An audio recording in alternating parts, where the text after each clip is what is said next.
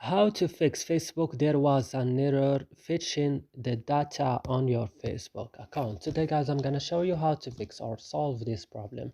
Just watch this video until the end. So let's start.